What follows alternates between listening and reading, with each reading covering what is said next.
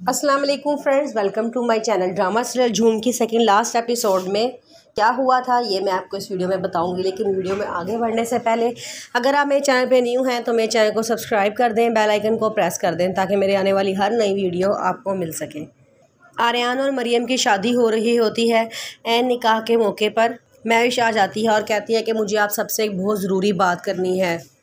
वो अपने साथ पुलिस को भी लेकर आती है और कहती है कि मुझे तो ये बात पहले ही पता था कि जो है आर्यन के साथ लूज़ टेम्परेचर के काफ़ी इश्यूज़ चल रहे हैं, लेकिन आज हकीकत सबके सामने आ गई है। फिर उसके बाद वो कहती है कि अच्छा आर्यन की मामा भी आई हुई हैं। मैं आर्यन की मामा से एक बात करना चाहती हूँ। इन्होंने मुझसे मेरा बचपन, मेरा बाप मुझसे छीना था और मैं आज इनके बेटे की सारी खुशियाँ इनसे छीन लूँगी। इंतकाम की आग पता नहीं कब से मेरे दिल में जल रही थी और आज मैं उसे बुझा दूँगी। आर्यन मरियम को बड़ा यकीन दिलाने की कोशिश करता है, लेकिन मरियम भी उसकी बात का यकीन नहीं करती और वो रोना शुरू हो जाती है।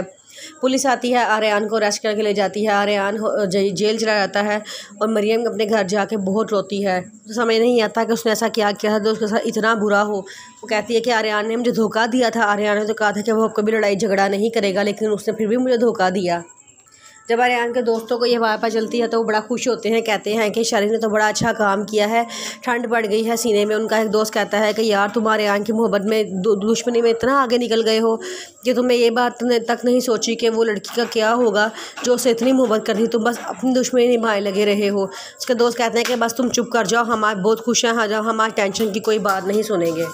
अगले दिन आर्यन की ज़मानत हो जाती है। आर्यन के पापा उसे छुड़वाने के लिए आते हैं। जब वो आर्यन जेल से बाहर आता है तो न्यापास कहता है कि मुझे गाड़ी की चाबी दे, मुझे कहीं जाना है। उसके बाद कहते हैं कि ठीक है, लेकिन जल्दी वापस आ जाना क्योंकि तुम्हारी मामा क्रिटिकल कंडीशन में ICU में है।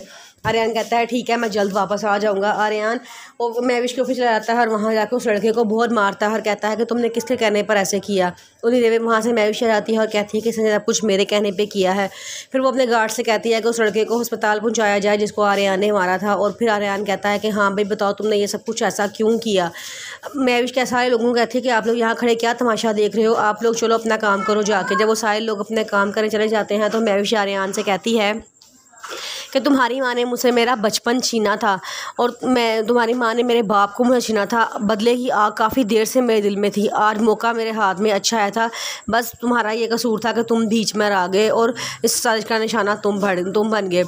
आर्यन को बड़ा गुस्सा आता है, वो उसका हाथ पकड़ता है, उसको अस्पताल खींच के ले जाता है। मरियम सारी रात से पूछ रहती है कि तुम मुझे कहाँ लेके जा रही हो, लेकिन आर्यन नहीं बताता और उसे ज़बरदस्ती घसीटता हुआ अस्पताल ले जाता है और वहाँ जाके ICU के कमरे के बाहर खड़ा कर देता है और कहता है कि देखो इस औरत से तुम बदला लेना चाहती हो जो 16 साल अपनी ज़िंदगी कैंसर से लड़ती रही और आज वो ICU में पहुंची है सिर्फ और सिर्फ तुम्हारी वजह से। जब एक रिश्ता टूटता या नया रिश्ता जुड़ता है ना तो उसमें सिर्फ एक औरत ही जिम्मेदार नहीं, मर्द भी बराबर का शरीक होता है। तो आज क्या तुम इस मरती हुई औरत से बदला लोगी? क्या तुम्हारा ज़मीर इतना मर गया है?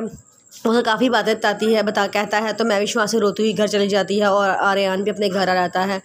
घर आके वो अपने आपस कहता है कि अगर आप हो सके तो मरियम को कॉल करके उसका पता लेना क्योंकि आजकल उसको आपकी काफ़ी ज़रूरत होगी।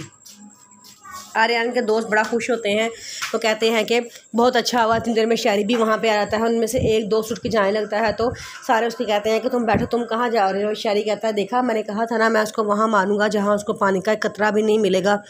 तो वो उसका दोस्त बोलना शुरू रहता है और कहता है कि तुम कैसे भाई हो, भाई तो अपनी बहनों की खुशी के लिए जान तक कुर्बान कर देते हैं, उनकी आंखों में एक आंसू नहीं आने देते। तुम सिर्फ आर्यन से दुश्मनी निभाते रहे, क्या तुम्हें अपनी बहन से कोई मोहब्बत नहीं थी? तुम्हें अपनी बहन की इज्जत जिल्लत का कोई ख्याल नहीं था? आप कौन करेगा उससे शादी? जैसा को सब लोगों को पता चलेगा कि उसकी ऐन बारात के टाइम बारात वापस चली गई। आर्यन शायरी ये सारी बात सुन के खामोश हो जाता है, उसके पास कोई जवाब नहीं होता।